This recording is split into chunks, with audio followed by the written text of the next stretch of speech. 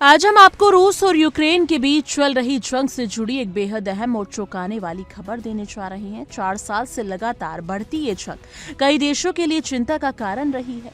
यूरोपीय देश, अमेरिका और बाकी के अंतर्राष्ट्रीय संगठन बार बार शांति की कोशिशें कर चुके हैं, लेकिन कोई स्थायी हल नहीं निकल पाया। वहीं अमेरिका के राष्ट्रपति डोनाल्ड ट्रंप भी कई बार इस मामले में दखल देने की कोशिश कर चुके हैं और कहते आए हैं कि पुतिन और ज़ेलेंस्की के बीच इतनी गहरी नफरत है कि यही जंग रोकने में सबसे बड़ी बाधा बन रही है। लेकिन अब अचानक स्थिति में बदलाव देखने को मिला है, जिसने पूरी दुनिया को चौंका दिया है। रूस के राष्ट्रपति व्लादिमीर पुतिन ने पहली बार यूक्रेन के राष्ट्रपति ज़ेलेंस्की के लिए रूस के दरवाजे खोल दिए हैं। क्रेमलिन ने आधिकारिक तौर पर ज़ेलेंस्की को मॉस्को आने का न्योता भेजा है। ये कदम इसलिए भी बेहद महत्वपूर्ण है क्योंकि इसका मतलब ये कि दोनों देश अब बिना किसी तीसरे पक्ष के हस्तक्षेप के सीधे आमने सामने बैठकर बातचीत कर सकते हैं। क्रेमलिन के प्रवक्ता दिमित्री पेस्कोव ने पुष्टि की है कि न्योता भेज दिया गया है, लेकिन अभी ज़ेलेंस्की की तरफ से कोई प्रतिक्रिया नहीं आई है। इस कदम को दोनों देशों के लिए एक बड़ी सकारात्मक पहल के रूप में देखा जा रहा है और इसे लेकर वैश्विक स्तर पर काफी उम्मीदें जगी हैं। इस बीच अमेरिका के राष्ट्रपति डोनाल्ड ट्रंप भी इस हलचल में सक्रिय हो गए हैं।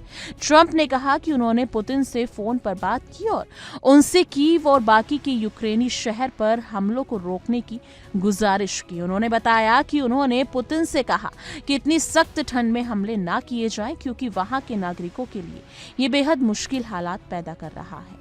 ट्रंप ने यह भी दावा किया कि पुतिन ने उनकी बात मानी और अगले एक हफ्ते तक कीव पर हमला नहीं करने का वादा किया। उन्होंने इसे अपने राजनीतिक करियर की बड़ी उपलब्धियों में से एक बताया और कहा कि लोग कह रहे थे कि फोन कॉल का कोई फायदा नहीं होगा, लेकिन पुतिन ने उनकी बात को गंभीरता से लिए, बल्कि वहां के आम नागरिकों के लिए भी राहत का कारण बन सकता है ये वादा। लेकिन अगर जो लगातार हमलों और ठंड की मार झेल रहे हैं, यूक्रेन की स्थिति इस समय बेहद गंभीर है। देश के कई हिस्सों में बिजली कटौती और हीटिंग की अनुपलब्धता ने हालात को और भी कठिन बना दिया है। इतनी ठंड में बिना हीटिंग और बिजली के रहना लोगों के लिए जानलेवा साबित हो सकता है। जी हाँ, लेकिन रूस के हमलों के कारण कई इलाकों में बिजली और बाकी की सुविधाएं बंद हो गई हैं, जिससे वहां के नागरिकों को रातें बेहद कठिनाइयों में बितानी पड़ रही हैं।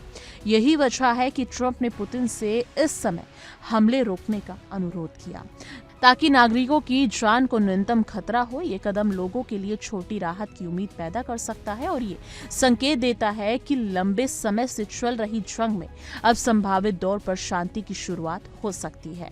यानी कि कुल मिलाकर अगर देखा जाए तो ट्रंप यानी कि अमेरिका के राष्ट्रपति डोनाल्ड ट्रंप काफी कोशिश कर रहे हैं कि कहीं ना कहीं रशिया और यूक्रेन की जंग रुक जाए और कहीं ना कहीं ज़ेलेंस्की और पुतिन आमने सामने बैठकर समझौता करें, लेकिन ये डील नहीं हो पा रही है। ये समझौता नहीं हो पा रहा है। दिन बर दिन जंग और सुलझती जा रही है।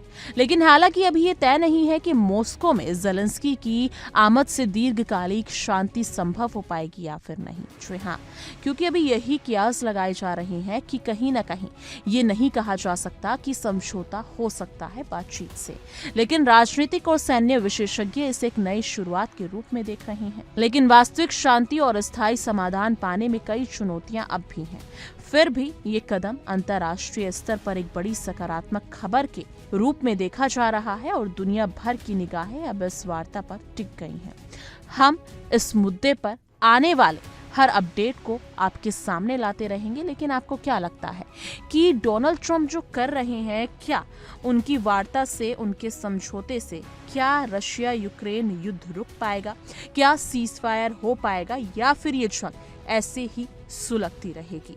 आपकी राय क्या है? कमेंट सेक्शन में जरूर साझा कीजिएगा।